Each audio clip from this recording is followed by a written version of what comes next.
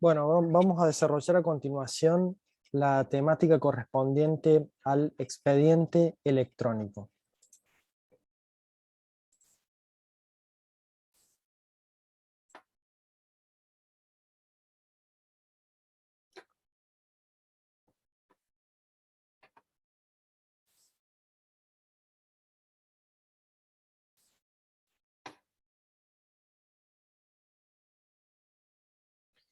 La ley 26.685 del año 2011 autorizó a nivel del Poder Judicial de la Nación la utilización de expedientes electrónicos, documentos electrónicos, firmas electrónicas y firmas digitales.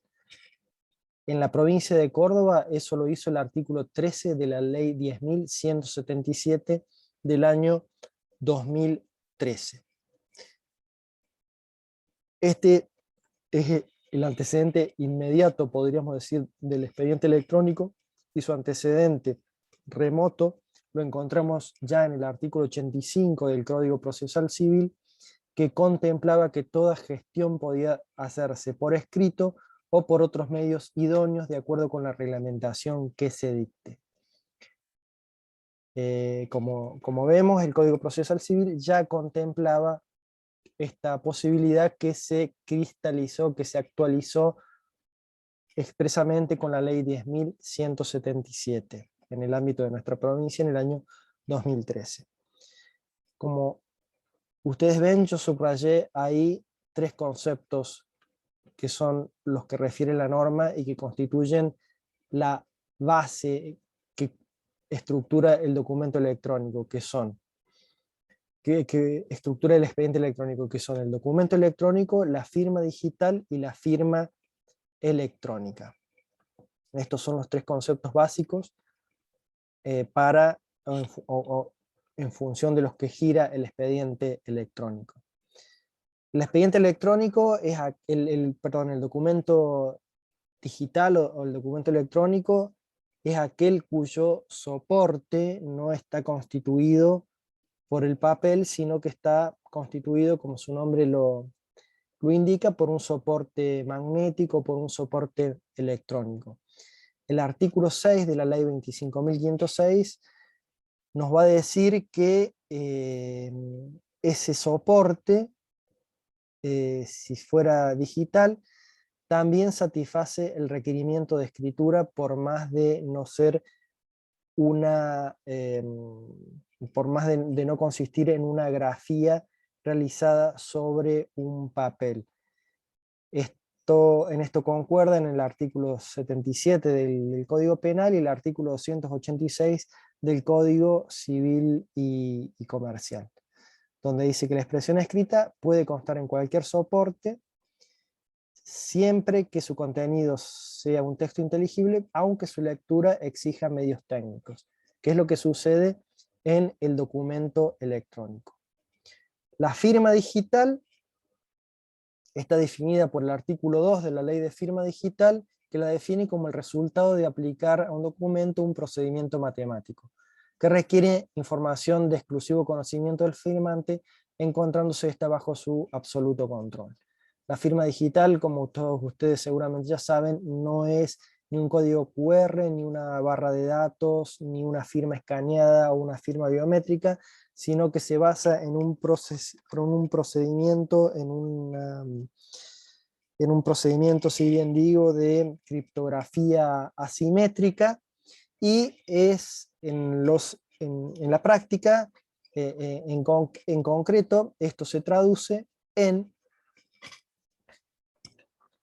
la utilización de un certificado de firma digital que está expedido por un certificador licenciado. En nuestro caso, en el caso del Poder Judicial, estos documentos, estos certificados de firma digital, son expedidos por la Oficina Nacional de Tecnologías de la Información, la ONTI, y en ese certificado está la clave privada y la clave pública, en función de las cuales se realiza esta encriptación por medio del sistema de criptografía asimétrica. Y lo que hacemos nosotros cuando firmamos digitalmente, introducimos nuestro certificado de firma digital.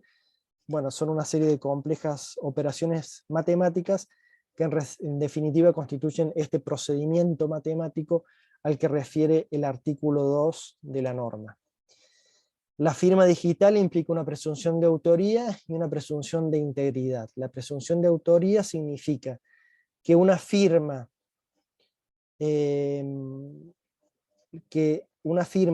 realizada con un certificado que se me atribuye, se presume que pertenece a mí como titular de ese certificado, salvo prueba en contrario. Es decir, que si hay un documento firmado con un certificado digital mío, soy yo el que tengo que demostrar en todo caso que esa firma no me pertenece. Y la presunción de integridad implica que el documento no ha sufrido ninguna modificación, ninguna alteración desde el momento en que se ha firmado hasta el momento en que se verifica. O sea, si el procedimiento de verificación de la firma digital es correcto, bueno, esa verificación implica que el documento no ha sufrido modificaciones. Asegura la integridad del documento. La firma electrónica, en cambio, es un concepto mucho más que abarca muchos más supuestos, es más amplio. O sea, firma electrónica podemos definirla por defecto como toda aquella que no es firma digital. Son datos electrónicos integrados o ligados o asociados de manera lógica a otros datos electrónicos. Nos dice el artículo 5 de la ley de firma digital. Son, en definitiva, desde colocar el nombre y apellido al final de un documento, tipeándolo, hasta utilizar un certificado de firma digital vencido o revocado, por ejemplo. En ese caso no vale como firma digital la utilización de ese certificado porque no está dentro de las condiciones de validez para ser tal, pero sí vale como firma electrónica. También el ejemplo clásico, y es el que se utiliza en el expediente electrónico, en nuestro caso es el usuario y la contraseña. Eso constituye una firma electrónica. La diferencia con la firma digital en sus efectos es que aquel que quiera atribuir una firma digital a determinada persona y esta persona niega la autoría, bueno, es aquel que pretende esa autoría la que la tiene que probar, a diferencia de lo que ocurre con la firma digital, como ya hemos visto. También vimos, volviendo, que el artículo 14 de la ley provincial y el artículo 2 de la nacional tenían una delegación reglamentaria en la provincia de Córdoba hacia el Tribunal Superior de Justicia, y también que disponían la implementación gradual del expediente electrónico. Esta delegación legislativa es plenamente constitucional, según lo ha señalado la Corte en diversos pronunciamientos, entre los cuales acá cito dos de ellos, y la Corte entiende que está dentro de las atribuciones reconocidas a ella para dictar las disposiciones reglamentarias, desde la constitución, dice, de ese tribunal en 1863, durante todo su ulterior funcionamiento, y hasta la más reciente legislación sancionada, le han sido reconocidas a esta Corte las atribuciones necesarias para ello, lo cual también es aplicable en el ámbito local. Las normas legales en general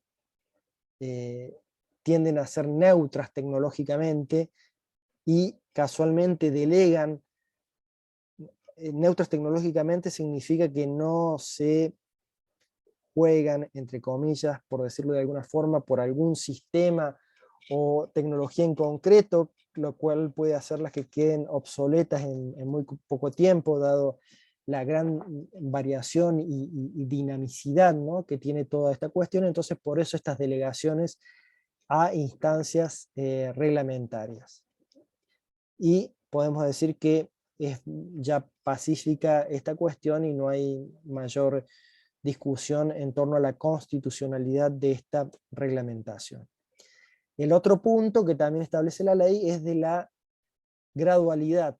Esta gradualidad implica que no se haga una implementación intempestiva del expediente electrónico. En función de ello, durante la etapa de transición en la despapelización y la implementación de estas nuevas herramientas informáticas, se propugna una interpretación favorable por la supervivencia del derecho, que debe haber un criterio flexible, digamos, sobre estas cuestiones. Sin embargo, hay que tener en cuenta que el Tribunal Superior de Justicia tuvo ocasión de pronunciarse con respecto no al expediente electrónico, pero sí a la notificación por e-cédula, que la amplia difusión, señala el TCJ, que dispusieron los acuerdos que vienen implementando de manera gradual y progresiva el sistema de notificación digital en toda la provincia, torna sin sustento la sorpresividad o aparición abrupta del sistema. Esto es lo que señaló el Tribunal Superior con respecto a la notificación digital, pero que puede trasladarse al expediente electrónico, sobre todo ya cuando va transcurriendo el tiempo y su implementación ya no puede considerarse algo completamente novedoso. Sin perjuicio de ello, hay que tener en vista lo que se denomina el exceso ritual electrónico, en donde el sistema, de lo que se trata es que el sistema electrónico no implique un cumplimiento de ritos caprichosos o que digamos, conduzcan a una frustración en definitiva de la verdad jurídica objetiva. Este exceso ritual electrónico no es sino una proyección de la clásica figura del exceso ritual a la materia electrónica, donde puede, digamos, fácilmente incurrirse en este ritualismo. Es un aspecto a tener en cuenta y por eso señalo estos dos fallos como ejemplo, porque es bastante común encontrar en la jurisprudencia, o ya hay varios casos donde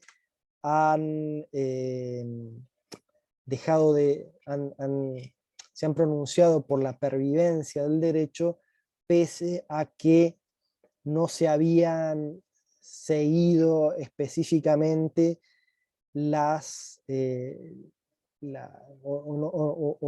o a pesar de ciertas particularidades del expediente, del mal uso, o sea, se consideró excusable un error en el uso del sistema informático. Por ejemplo, en el fallo que les cito de la Suprema Corte de Buenos Aires, allí la presentación de un escrito se realizó en una dependencia que no era aquella en la que tramitaba el expediente electrónico, con un simple clic, y como el sistema no hacía ninguna advertencia ni requería una previa confirmación al usuario, bueno, se entendió que tener por mal presentada la presentación implicaría un excesivo ritualismo en este caso. También otra manifestación de este ritualismo puede ser la exigencia de copias cuando estas ya no son necesarias, porque en el expediente electrónico se puede acceder a los escritos y a los documentos presentados por la parte, porque están incorporados al expediente mismo, y se puede tener acceso a él las 24 horas del día, los 365 días del año. Este fallo de la Cámara Cuarta, por ejemplo, entendió que constituía un rigorismo formal, un rigorismo exagerado, exigir o declarar inadmisible un recurso por falta de copias, cuando podían consultarse en forma directa y sin mayor requerimiento formal las constancias obrantes en el expediente electrónico. La naturaleza jurídica del expediente electrónico es sin lugar a dudas una cosa. Los sistemas informáticos, ya desde el fallo Bienauskas contra Banco de la Ciudad de Buenos Aires, de la Sala D de la Cámara Nacional en lo Comercial, muy citado, un clásico en estas cuestiones, digamos, no queda duda que un sistema informático como conjunto de elementos materiales, como son los servidores, los equipos inmateriales e intelectivos como es el software, bueno, constituyen una cosa en el sentido del hoy artículo 16 del Código Civil y Comercial.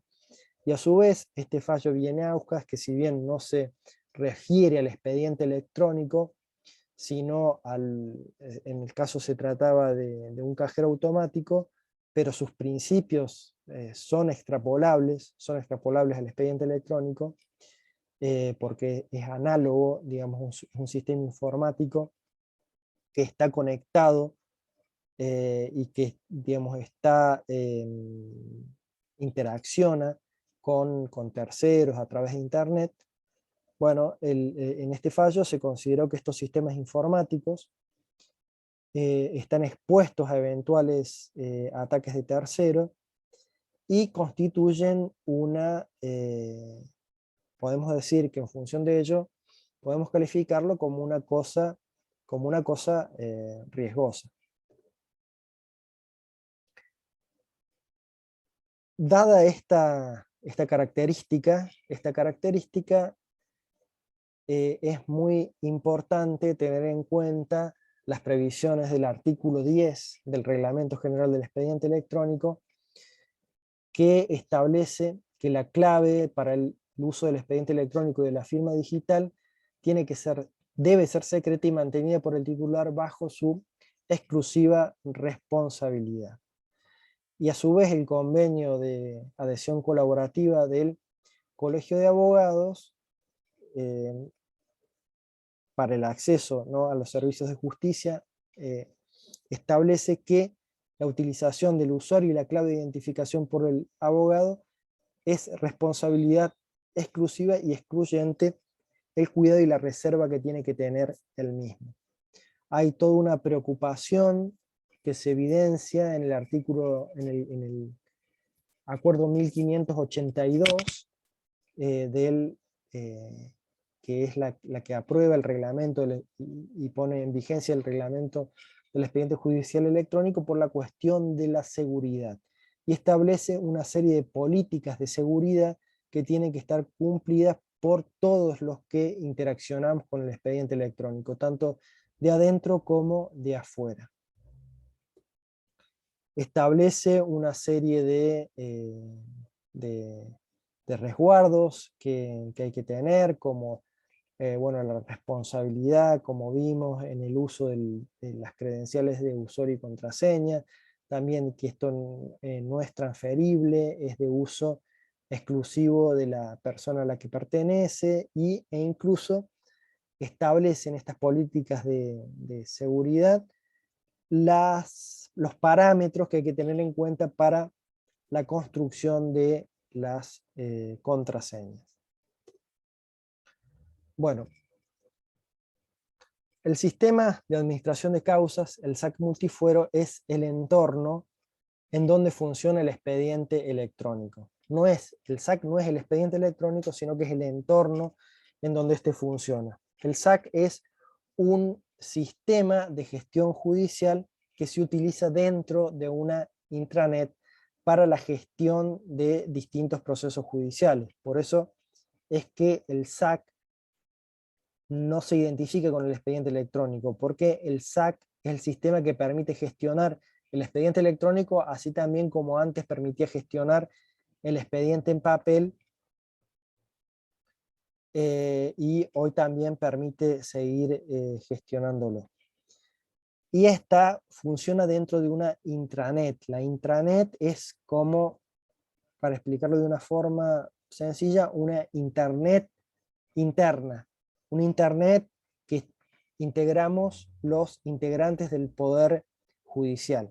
Esta intranet se vincula también con usuarios externos a través de una extranet, pero los usuarios externos no forman parte de esta intranet, que la constituyen los usuarios internos. Por eso los usuarios externos no utilizan el sistema de administración de causa del SAC multifuero, sino que utilizan los servicios extranet, si bien estos, digamos, interaccionan con el sistema de administración de causas, con el SAC. Una característica diferencial del sistema de administración de causas respecto de otros sistemas utilizados en otras jurisdicciones es que el SAC fue diseñado, construido y actualizado por el área de tecnologías de la información y de las comunicaciones del Poder Judicial de Córdoba. Es decir, es un sistema propio, diseñado por el Poder Judicial de la provincia y actualizado por él, y que no es una licencia de una empresa tercerizada o fue desarrollada por una empresa privada o algún organismo externo al Poder Judicial, sino que es completamente desarrollada por el Poder Judicial. El Poder Judicial es el que tiene el código fuente de este programa, que es el sistema de administración de causas multifuero. Bueno, en ese sistema de administración de causas, como dije, permite gestionar los distintos expedientes. Los expedientes en papel, que ya son una categoría residual, pero aún algunos subsisten como categoría, digamos, como excepción, digamos, subsisten expedientes en papel, y también, evidentemente, permite la gestión del expediente electrónico. Y de otra categoría, que es el expediente mixto, que podemos verla como una tercera categoría o como una categoría dentro del expediente electrónico. Expediente electrónico, podemos tener expediente electrónico nativo, que es el que nace y se desarrolla en forma completamente digital, así se inició. Y después tenemos el expediente electrónico digitalizado, que es el que nació en formato papel, pero en un determinado momento se digitaliza. Esas actuaciones en papel son digitalizadas según el procedimiento establecido por el artículo 1205 del año 14 del Tribunal Superior. Se genera un archivo PDF con esa digitalización, y se realiza una operación en donde se incorpora ese archivo PDF entonces, y corroborada y certificada por el secretario la absoluta correspondencia entre el archivo PDF digitalizado y las constancias en papel, se prescinde del papel, se declara disponible ese expediente en papel, y pasa a tramitarse exclusivamente el expediente a partir de allí en formato digital, y ya no es necesario consultar más el papel. Y finalmente, el expediente mixto es aquel que en un determinado momento del trámite pasa a transformarse en expediente mixto, es decir, que a partir de ese momento sigue tramitándose en formato electrónico, pero las actuaciones en papel no se digitalizan, sino que quedan así, de esa forma, como un cuerpo del expediente en formato papel. El expediente electrónico mixto entonces va a tener 1, 2, 3 o 4 cuerpos, por ejemplo, en formato papel, y el cuerpo subsiguiente va a ser un cuerpo electrónico. O sea, va a tener, por ejemplo, 5 cuerpos, el cuerpo 5 va a ser electrónico indefinidamente, y los cuerpos 4, 3, 2 y 1 van a permanecer en formato papel. Bueno, el acuerdo 1582 del 2019 va a ser el que aprueba y establece la vigencia del reglamento del expediente judicial electrónico en el año 2019. Una cosa es el acuerdo 1582, que tiene un articulado, y otra cosa es el reglamento del expediente judicial electrónico aprobado por ese acuerdo que tiene su articulado. De ahí que no, digamos, no confundir, no es lo mismo decir acuerdo 1582 que reglamento del expediente judicial electrónico. Por ejemplo, si citamos con la exigencia del artículo 19 del reglamento, tenemos que tener cuidado de poner, por ejemplo, atento a lo dispuesto por el artículo 19 del reglamento del expediente judicial electrónico, y no del acuerdo 1582, que no tiene un artículo 19, sino que tiene 4 o 5 artículos nada más. Bueno, el expediente electrónico nos señala el acuerdo que satisface el requerimiento de escritura. Esto es sino una aplicación del artículo 6 de la ley de firma digital, que establece que un documento digital satisface el requerimiento de escritura. No es sino una aplicación de este principio, y no hubiera hecho falta que lo dijera, porque la misma ley 25.506 así lo establece. Y posee idéntica validez jurídica que sus equivalentes convencionales, como señala la ley 25.000, como señala la ley 10.177, y lo cual no es sino también consecuencia de las normas de la ley 25.506 y de las recientemente introducidas en el artículo 286 del Código Civil y Comercial, donde la validez jurídica de la firma digital y del documento electrónico es equivalente a la del formato papel. En consecuencia, las constancias y los datos y toda la información que están en el sistema informático son válidas sin necesidad de respaldo en soporte papel. Todos estos no son sino corolarios de todo lo que venimos diciendo ya en este sentido, pero que, bueno, se refuerza con esta mención expresa. El expediente electrónico está compuesto entonces por documentos electrónicos digitales firmados digitalmente por magistrados y funcionarios, documentos electrónicos y o digitales firmados electrónicamente y o digitalmente por abogados y demás auxiliares. Acá vean la diferencia entre los dos puntos, digamos. Con respecto a magistrados y funcionarios, se habla únicamente de firma digital, firmados digitalmente, y no se contempla la firma electrónica. En cambio, cuando se refiere a abogados y demás auxiliares, firmados electrónicamente y o digitalmente. Porque en general, en el caso de los abogados y de los auxiliares, no hay una obligación de utilizar firma digital, sino que se considera suficiente una firma electrónica, que en el caso está dada por el usuario y la contraseña. Después van a formar parte del expediente electrónico documentos digitalizados, o sea, operaciones que no son originariamente electrónicas, sino que son en soporte papel y se digitalizan. Ya vamos a ver más adelante específicamente cuáles son estas.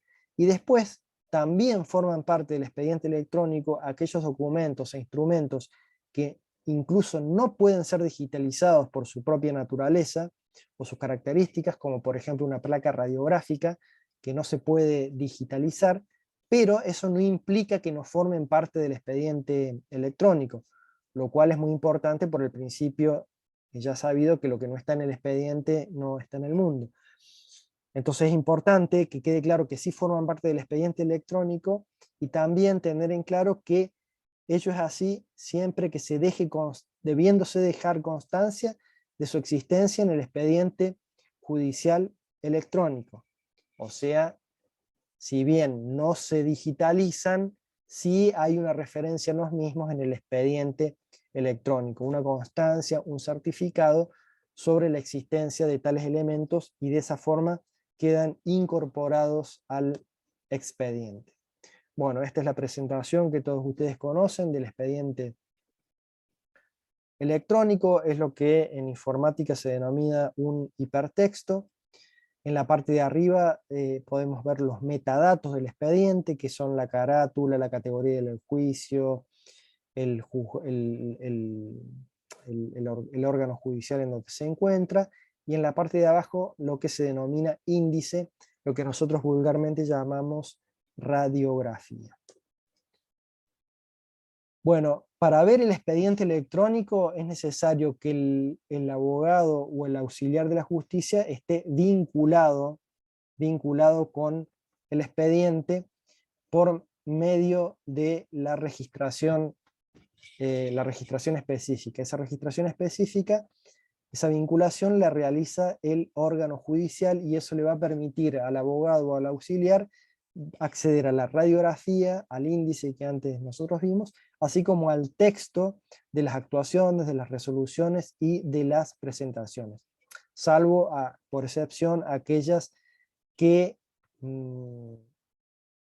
que por la naturaleza del proceso no puedan ser accesibles, por ejemplo, en un expediente penal, si las actuaciones están en secreto de sumario, bueno, ahí no va a poder visualizarlas, o que se disponga la confidencialidad, por ejemplo, que es un supuesto eh, excepcional, porque el principio es que las partes del expediente, todas las partes tienen que ver todo el expediente por esta igualdad procesal que tienen que tener. Pero, por ejemplo, si es necesario mantener en reserva, como por ejemplo una cautelar, una medida cautelar, bueno, se puede disponer la confidencialidad de la operación y entonces ahí no la va a poder ver, no la van a poder ver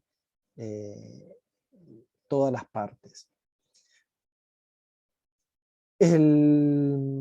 Si no está, si no está vinculado o si un usuario no está vinculado o si hay una restricción, digamos, a la visualización, por ejemplo, por el secreto de sumario de las actuaciones, bueno, lo que va a poder ver únicamente el usuario es la radicación, el estado y la ubicación del expediente. En el caso de presentaciones conjuntas, como las operaciones solo pueden ser realizadas por un solo abogado, únicamente en el caso de un patrocinio, un copatrocinio, cuando sean dos abogados, por ejemplo, los que quieren patrocinar a una de la parte, dos o más, bueno, el procedimiento es que uno de ellos solicite la vinculación de su copatrocinante con el expediente. Se lo vincula, se notifica a ese otro letrado y una vez vinculado, ese otro letrado también va a poder realizar presentaciones. Y cualquiera de las presentaciones bastará la firma de cualquiera de los dos, pero no van a poder firmar conjuntamente los dos porque no está así prevista esa posibilidad técnica en el expediente electrónico.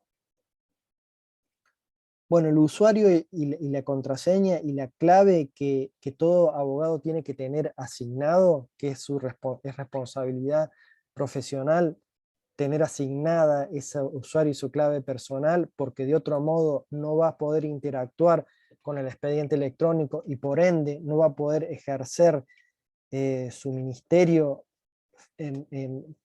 con respecto a una persona que contrate sus servicios. De ahí que para poder antes tomar un patrocinio, una representación, tiene que hacer todas las gestiones para tener asignado su nombre, su usuario y su clave personal. Bueno, esa constituye su firma electrónica. Como ya antes habíamos adelantado, el artículo 11 del Reglamento General del Expediente Electrónico así lo establece, y no es sino una aplicación del artículo 5 de la Ley de Firma Digital. Y aun cuando así no lo estableciera el artículo 11, sería una firma electrónica. Pero el artículo 11 lo deja claramente así especificado. Y se consideran suscriptas por el usuario al que pertenece dicha firma electrónica las presentaciones efectuadas. O sea, las presentaciones efectuadas con un usuario y una contraseña se consideran suscriptas por el usuario al que pertenece esa firma electrónica. El principio es que todo ingreso de causas judiciales y todo escrito tiene que ser presentado a través de la plataforma electrónica. Ese es el principio. Tiene que realizarse a través de una operación electrónica en el expediente electrónico. Ese es el principio del expediente electrónico y hay que procurar que, digamos, sea el que rija. De todos modos, en el reglamento se contemplan excepciones, que son, evidentemente, las partes que no celebraron convenio y que por ende, o auxiliares, y que por ende no tienen usuario y contraseña y no van a poder utilizar el expediente electrónico. También, otra excepción son las presentaciones que puede realizar una parte sin patrocinio letrado.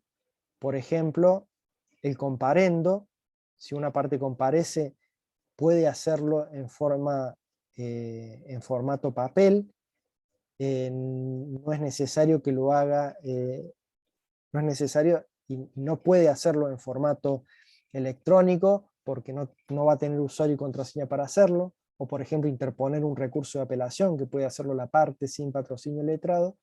Bueno, eso puede ser realizado o tiene que ser realizado en formato papel y procederse a su digitalización, incorporación al expediente electrónico por parte del tribunal, y recién allí se puede proveer.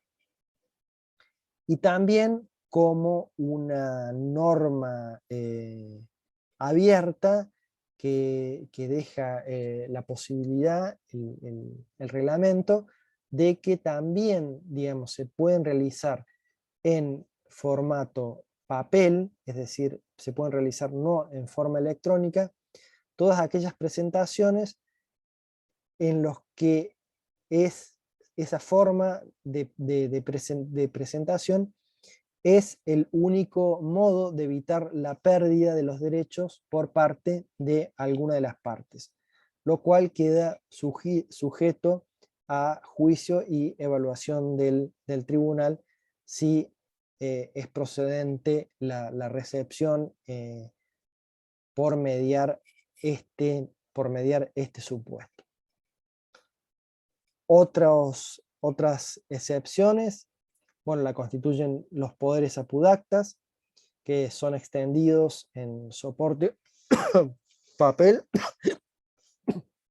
y digitalizados. También las actuaciones que se realizan durante los turnos judiciales en horas y días inhábiles. Allí, digamos, por la dinámica misma que implican generalmente estos turnos y sobre todo en estos días y horas inhábiles, bueno, se ha flexibilizado el hecho de que no sea necesario estrictamente la realización en por medio del módulo informático correspondiente, sino que pueden realizarse en formato papel. Y también aquellas audiencias que no se documenten en archivos multimedia, y sino que se labra, en los casos en que se labra el acta, digamos como lo venimos haciendo comúnmente, bueno, allí también se realiza la audiencia, se labra el acta, se firma en soporte papel y se procede luego a su digitalización e incorporación de la copia digitalizada al expediente electrónico a través de una operación específica. Se trata de aquellas audiencias que no estén documentadas en archivo multimedia. El único caso que tenemos hasta ahora en el fuero civil en que se documentan en archivos multimedia es, por ejemplo, no por ejemplo, sino que es la audiencia preliminar, perdón, la audiencia complementaria en los procesos sujetos a oralidad conforme la ley 10.555. Esa audiencia, por ejemplo, se documenta en archivo multimedia, entonces estaría incorporada digitalmente, sin necesidad de realizar un acta en soporte papel y firmarla y después escanearla y subirla al expediente electrónico. Y las cédulas en soporte papel, que también, digamos, en algunos supuestos excepcionales, continúa rigiendo, como por ejemplo en las notificaciones urgentes. Bueno, la cédula que debe librarse es la cédula en soporte papel, como también la cédula que notifica, la cédula dirigida a domicilio real para citar de comparendo o para notificar la demanda al demandado rebelde. Bueno, esas cédulas que tienen que seguir realizándose en soporte papel, se incorporan al expediente electrónico digitalizándolas, es decir, escaneándolas, haciendo una copia digitalizada y incorporándolas al expediente. Estas cédulas las puede incorporar el abogado en forma digital y tendrá que la carga de exhibir luego ante el tribunal el original para que el tribunal compulse, ¿no? La copia digitalizada por él incorporada con el original. Las actuaciones procesales en las que es necesaria la firma de la parte junto con la del patrocinante deben ser realizadas en la forma que establece el artículo 22, la cual se traduce en lo siguiente: el escrito respectivo tiene que ser generado en la plataforma del Poder Judicial, del expediente electrónico. Ahí el letrado genera el escrito correspondiente.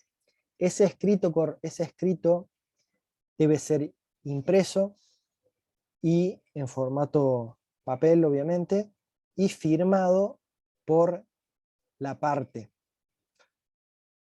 Luego debe digitalizarse ese escrito que está en soporte papel y adjuntarse a la presentación electrónica. El letrado tiene la carga de conservar el escrito con la firma hológrafa hasta la finalización del proceso y le puede ser requerida en cualquier oportunidad. La presentación entonces va a quedar configurada por el módulo informático del escrito correspondiente, generado con el usuario y contraseña del letrado, más el PDF adjunto con la copia digitalizada del escrito en formato papel con la firma hológrafa. Tiene que ser realizado en el orden que yo les dije, porque eso va a asegurar la absoluta correspondencia entre lo que consta en el módulo informático y lo que consta en formato papel. Esa es la forma de garantizar la absoluta correspondencia, que tiene que ser exacta, ya que la mínima diferencia que exista tiene como consecuencia el rechazo de la presentación. Y es la forma que nos va a permitir controlar de forma más eficaz y rápida esa concordancia. De lo contrario, habría que hacer una compulsa palabra por palabra para ver si realmente son idénticos. Y el artículo 22 nos establece, en cambio, el orden para que no existan discordancias. Primero se genera el escrito en la plataforma, luego se lo imprime, se lo firma, se lo digitaliza y se lo adjunta a la copia digitalizada a la presentación electrónica. Y ahí queda configurada esta. Las partes pueden ofrecer prueba, y la forma, digamos, de ofrecimiento es presentando, digamos, la copia digitalizada de la documental y exhibiendo el original para su compulsa, original que va a quedar reservado en el tribunal mientras que no se resuelva de manera fundada su restitución. Si se trata de una documental que no se puede digitalizar, bueno, ya vimos que eso no va a implicar que deje de formar parte del expediente electrónico, pero deberá hacerse constar en el expediente electrónico esta circunstancia y el lugar en donde se encuentra el documento o elemento correspondiente, en la mayoría de los casos reservado en la Secretaría del Tribunal, y ahí podrán las partes, en su caso, consultarla. Este fallo de la Cámara Cuarta da cuenta casualmente de un problema suscitado a raíz del incumplimiento del artículo 22. Se realizó una presentación sujeta a plazo fatal, cumpliendo únicamente con la presentación electrónica, cumpliendo con el escrito en formato electrónico, pero faltaba la copia digitalizada con la firma hológrafa de la parte.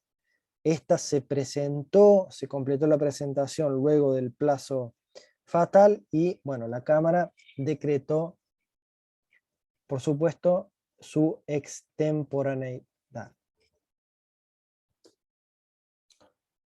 Bueno, el acceso al sistema está disponible las 24 horas del día, los 7 días de la semana, los 365 días del año. O sea que se pueden realizar presentaciones en cualquier hora y cualquier día. Eso no implica o no modifica el horario hábil judicial vigente, o sea, los días y horas hábiles e inhábiles continúan rigiendo, continúa habiendo días hábiles y días inhábiles. Días hábiles, todos aquellos de lunes a viernes, de 7 a 20 horas. Ahora bien, ¿qué pasa con las presentaciones entonces que ingresan un día inhábil o a una hora inhábil? Bueno, se consideran presentadas la primera hora del día hábil siguiente. O sea que si hoy realizo una presentación, va a tener cargo, va a tener fecha de presentación el día de mañana a las 8 horas. La fecha de presentación otorgada por el sistema constituye el cargo electrónico que suple el cargo manual. Pero hay que tener en cuenta esa salvedad, que si la presentación es en día y hora inhábil, se va a considerar presentada la primera hora hábil del día siguiente.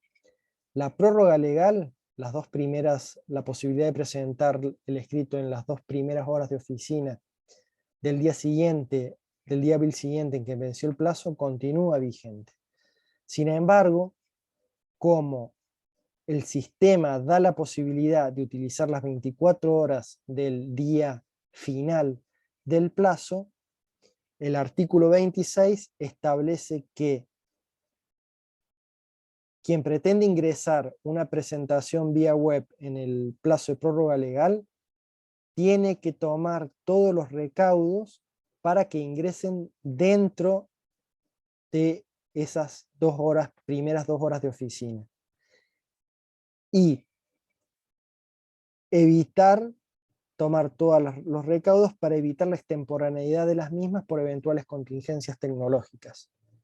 Es decir, que si por una eventualidad tecnológica no puedo ingresar el escrito en ese plazo de gracia, bueno, es un riesgo que en principio corre a cargo mío por haber optado por realizar la presentación en ese término, según lo establece el artículo 26. En este sentido, y ya que hablamos de contingencias tecnológicas, es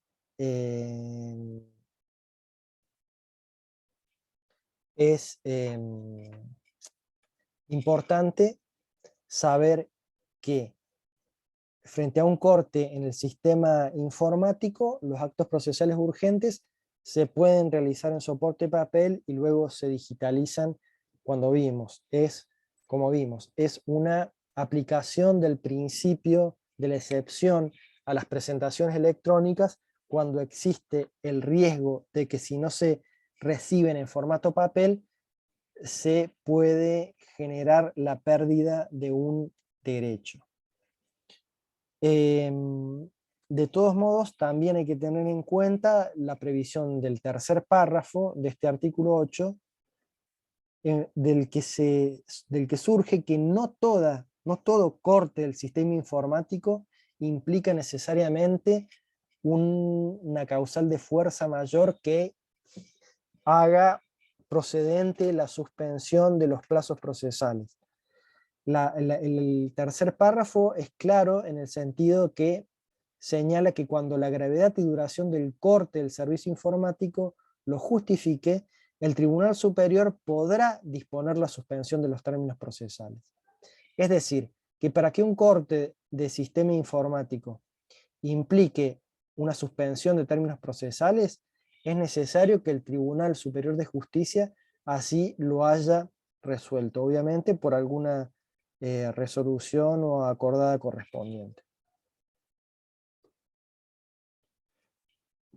Bueno, el ingreso de las peticiones a despacho se debe de realizar en forma diaria.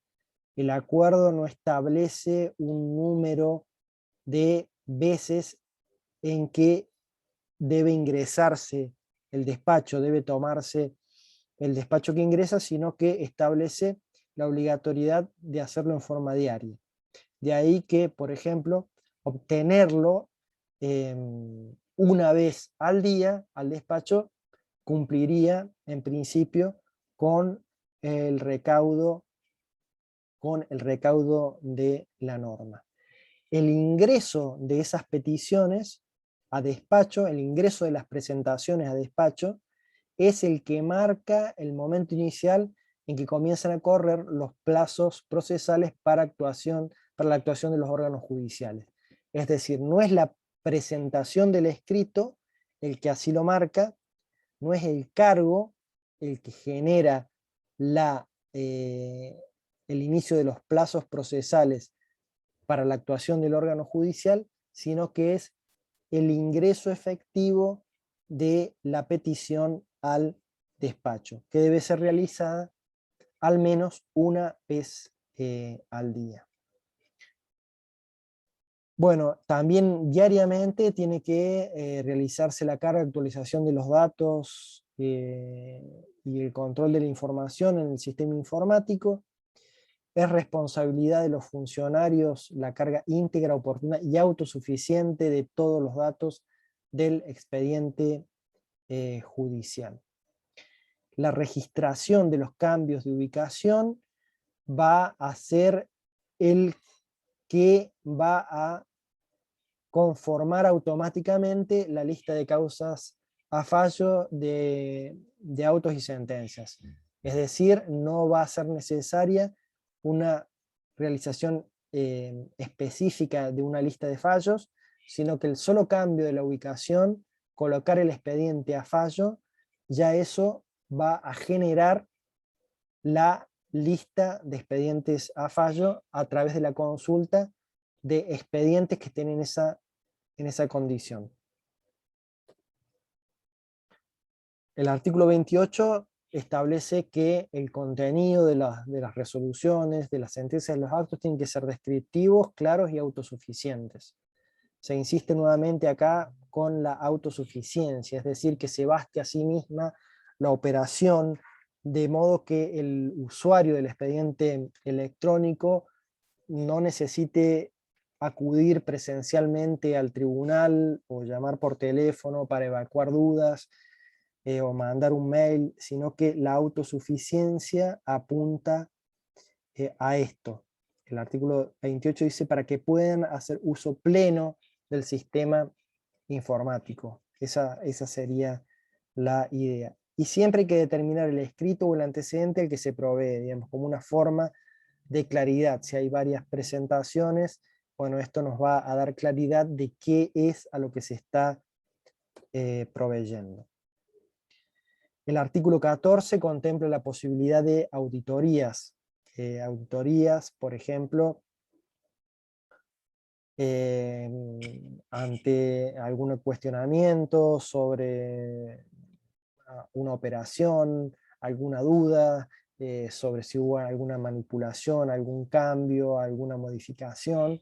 Bueno, se puede realizar una auditoría que nos diga cuál fue la última modificación que sufrió, quién es el autor de esa modificación, incluso puede recuperarse, si es posible, algún texto anterior, alguna operación desglosada, bueno, saber quién hizo ese desglose, bueno, todo esto se puede realizar por medio de una auditoría. Esta auditoría la realiza el área de tecnologías de la información del Poder Judicial, es una auditoría interna, no está contemplada la posibilidad de auditorías externas, es decir, por parte de peritos o de órganos externos al Poder Judicial, lo cual es lógico por razones de seguridad, de propiedad intelectual del código fuente y fundamentalmente por esas cuestiones.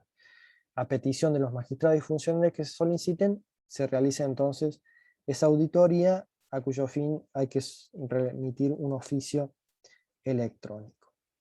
Las notificaciones en el expediente electrónico, obviamente, el principio es la ICédula que está regulada en el acuerdo 1103 del TCJ, que es anterior al expediente electrónico. Data del año 2012. O sea, unos cuantos años antes del expediente electrónico ya regían las notificaciones electrónicas. El domicilio electrónico está constituido por el usuario y la contraseña. El Código Procesal Civil no prevé, digamos, no contempla expresamente esta cuestión del domicilio electrónico, sí lo hace el Código Procesal Penal, que establece en su artículo 166 que al comparecer en el proceso las partes tienen que declarar bajo juramento que su domicilio electrónico se encuentra correctamente habilitado. En el expediente electrónico esto resulta redundante, ya que si una parte compareció con domicilio letrado, con patrocinio letrado, ese letrado tiene usuario y contraseña, porque de otro modo no lo podría haber hecho, de ahí que la exigencia resulta entonces redundante. Según el artículo 37 del reglamento del expediente electrónico, el Ministerio Público Fiscal como el Ministerio de la Defensa, los asesores letrados, son notificados por e-cédula, lo cual supone un régimen diferente al del artículo 154 del Código Procesal Civil, que establece para la notificación la remisión del expediente al despacho de estos funcionarios. El artículo 37 establece que la notificación es por e-cédula. Frente a este domicilio electrónico, cabe preguntarse entonces si sigue siendo exigible la constitución de un domicilio físico en el proceso. En la Cámara, la sala laboral del TCJ, en la causa Tula, determinó que era un recaudo innecesario frente a la posibilidad ahora existente de notificar por e-cédula. Se trataba en el caso de un recurso de casación que no fue concedido casualmente por el tribunal de origen por no haber constituido domicilio legal dentro del radio de la circunscripción, dentro del radio del Tribunal Superior de Justicia, porque era una causa tramitada en el interior. En el recurso directo que se entabló, el Tribunal Superior dijo que era una exigencia excesiva esa requisitoria, ya que la notificación por e-cédula suplía la necesidad de ese domicilio físico. Criterio distinto fue el de la Sala Civil en la causa Garay, donde en la Sala Civil estableció que continuaba siendo necesaria la constitución de domicilio físico, pero ello era así, digamos, el fundamento es porque el acuerdo reglamentario 1493 establecía la notificación por e-cédula en el procedimiento, en el fuero civil, para notificaciones de oficio y algunos actos en los que el tribunal específicamente así lo dispusiera. Cabe preguntarse si, habiendo extendido el acuerdo 1582, el uso de la e-cédula a todos los procesos tramitados en el fuero civil, no solo ampliando entonces el ámbito del acuerdo 1493, sí, digamos, este criterio continuaría siendo el vigente. Yo me inclino por la respuesta afirmativa porque hay notificaciones que siguen siendo necesario realizarlas al domicilio constituido en formato papel, como son por ejemplo las notificaciones de carácter urgente. Esas notificaciones de carácter urgente tienen que ser realizadas en formato papel. De allí que si no se cuenta con un domicilio constituido físico y no electrónico, no podrían realizarse ese tipo de modificaciones, de notificaciones, de ahí que entiendo que sigue siendo necesario. Bueno, el cómputo de los plazos, ya hay un consenso, pese a algunas dificultades interpretativas que ofrecía el acuerdo 1103 sobre cómo se computa. el día 1 es el día en que se emite la e-cédula, donde el texto queda disponible, señala el acuerdo 1103. Después hay un plazo de 3 días hábiles que se llama aviso de término, y cumplido ese aviso de término, se perfecciona la notificación y ese día comienza el primer día del plazo respectivo. Esta forma de cómputo fue establecida por la Sala Penal del Tribunal Superior en la causa Campos. Allí estableció que la forma de cómputo no había dudas que era esta. Y en la Corte Suprema tuvo ocasión de pronunciarse en el sentido de que no estamos acá frente a una ampliación de plazos, sino a un modo de diligenciamiento, lo cual es sumamente trascendente si es una cosa o la otra, porque si fuera una ampliación de plazos, la provincia y el Tribunal Superior no habría tenido competencia y facultades para modificar el plazo de interposición del recurso extraordinario federal, y este hubiera sido extemporáneo. Así era la cuestión en el caso de que se trata. Sin embargo, la mayoría de la Corte dijo que no estábamos acá en presencia de una ampliación de plazos, sino de un modo de diligenciamiento de la notificación por medios electrónicos. Las comunicaciones en los expedientes judiciales se realizan dentro del ámbito del Poder Judicial. Las comunicaciones intrajurisdiccionales se realizan por la remisión del expediente, creando un expediente relacionado o emitiendo un oficio electrónico. No contempla el mail, el Reglamento General del Expediente Judicial Electrónico, como medio de comunicaciones en los expedientes judiciales. No está contemplado, sin perjuicio de que hay diversos acuerdos reglamentarios que, digamos, se refieren a esta forma de comunicación. Sin embargo, entiendo que al no contemplarlo, el artículo 36 no sería un medio o el medio adecuado en las comunicaciones intrajurisdiccionales. Cuando se trata del ofrecimiento como prueba de un expediente electrónico, lo que corresponde es poner a disposición temporal la visualización del expediente. No hay que remitirlo ad effectum videndi al tribunal que lo solicita, ni tampoco imprimirlo o bajar los archivos que lo componen y remitirlo electrónicamente, sino que es poner a disposición temporal para su visualización. La papelización del expediente es una hipótesis que podemos decir extrema, y es únicamente cuando un expediente tiene que ser remitido a un órgano judicial que no esté habilitado para recibir o tramitar electrónicamente el expediente.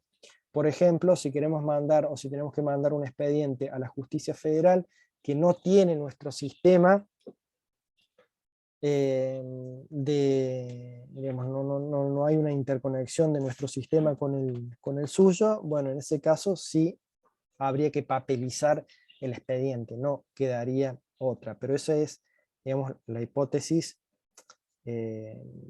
última.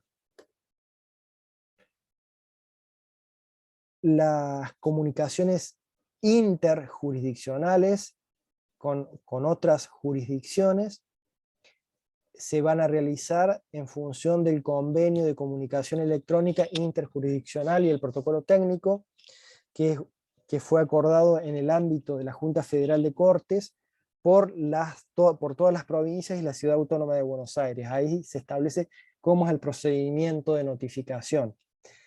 Consiste, digamos, aquí sí la comunicación es por medio de correo electrónico.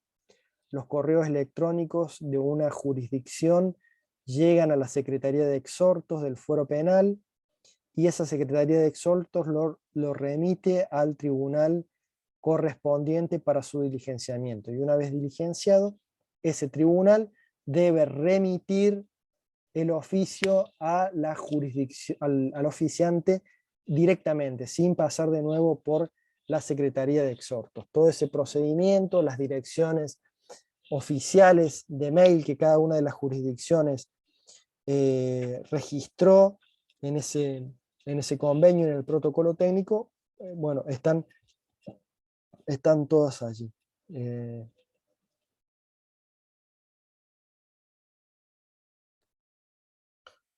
Bueno, y finalmente el artículo 31 contempla la videograbación. La videograbación es una forma de documentación de una audiencia presencial.